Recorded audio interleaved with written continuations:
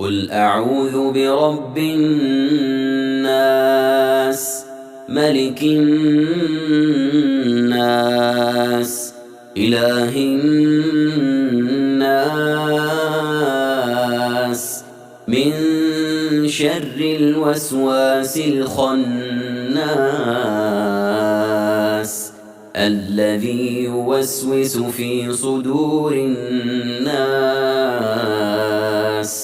من الجنة والناس.